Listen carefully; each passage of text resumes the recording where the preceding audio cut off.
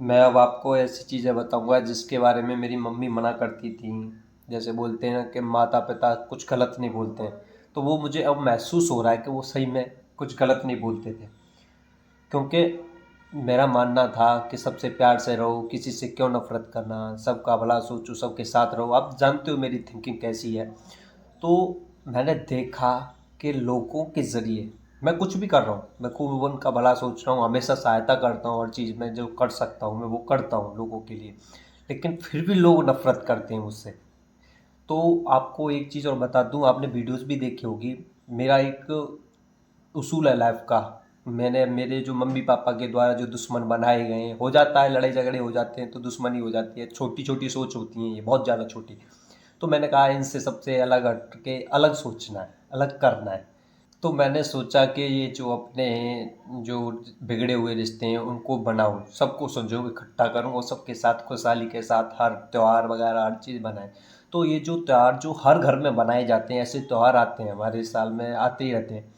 तो मैं उस पर क्या सोचता था कि जितने भी दुश्मन हैं, चल उसने मेरे साथ गलत किया या कुछ भी किसी भी प्रकार से कुछ गलत बोल गया या कुछ हो गया झगड़ा हो जाता है, तो मैंने कहा चलो इसको साइड में हटाओ, नफरत खत्म करो, दोबारा से प्यार करेंगे, दोबारा से साथ रहेंगे, दोबारा से कोई मतलब पैसा होना ही नहीं चाहिए, जैसे लड़ाई झगड़े में ऐसी चीज़ फीलिंग नहीं होनी चाहिए, प्यार से रहेंगे हम। तो ये मैं क्या करता था कि हर त्योहार पर दुश्मन को मार देता था, गोली से नहीं, सिर्फ अपनी सोच से।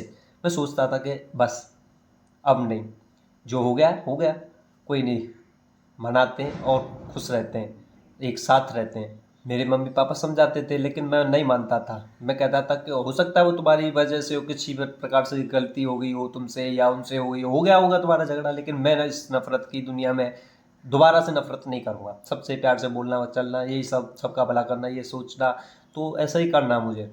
तो मैंने यही किया, अब तक करता आया हूँ मैं यही। हर दुश्मनी, हर जो दुश्मन होते हैं हर त्यौहार पर मैं ख़त्म करता रहा।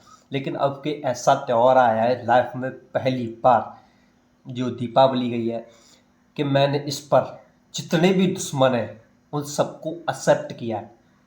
कोई दुश्मन नहीं बुलाना, क्योंकि मैं देख चुका हूँ उनके साथ। अच्छा, बार बार ख़त्म करने के बाद भी वो वही काम कर रहे हैं जो उन्हें नहीं करना चाहिए।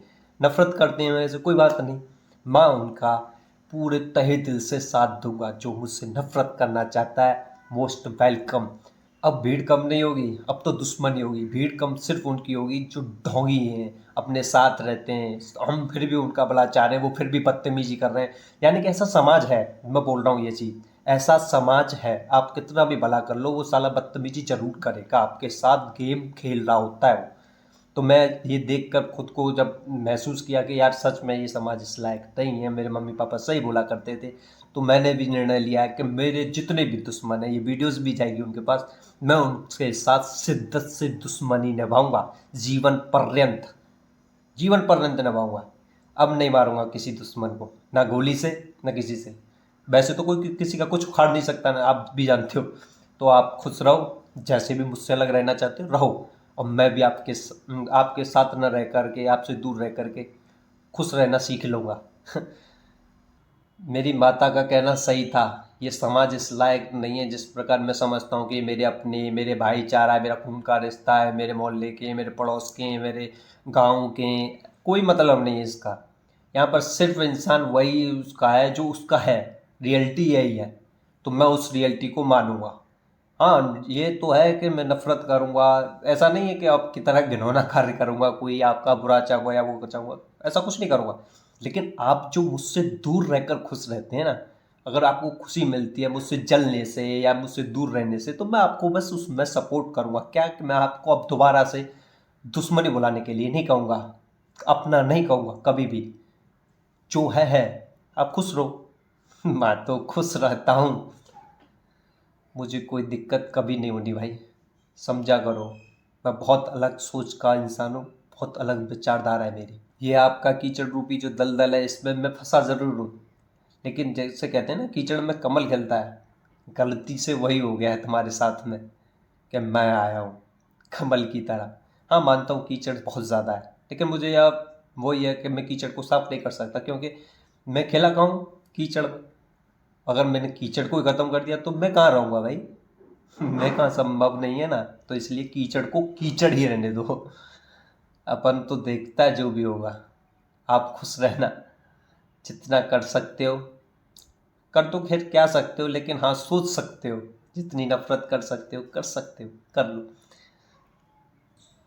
मैं इसी में सही समझ रहा हूँ, उनके लिए भी और मेरे लिए भी मजबूरी है मेरी, कि वो जो चाहते हैं उनका साथ देना होगा। तुम दुश्मनी करना चाहते हो भाई, मैं स्वाभिमान नहीं खो सकता, क्योंकि इसी के जरिए तो जिया जाता है। जैसे आप जानते, एटीट्यूड, एटीट्यूड भी जानते हो ना, वही।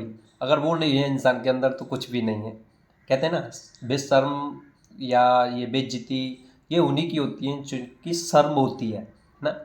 तो मजबूरन वही वाली बात है कि जीना किसके लिए है, स्वाभिमान के लिए, अपने एटीट्यूड के साथ जीना है।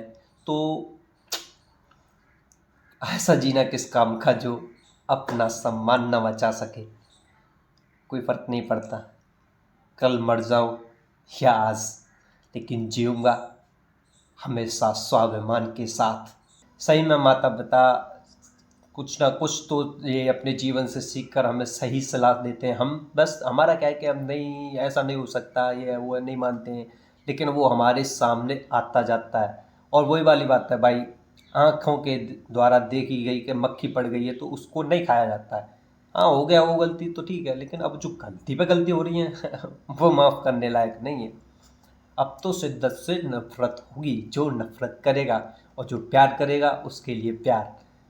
तो आशा करता हूँ मेरे दुश्मन और मेरे प्यारे दोनों ही खुश रहेंगे।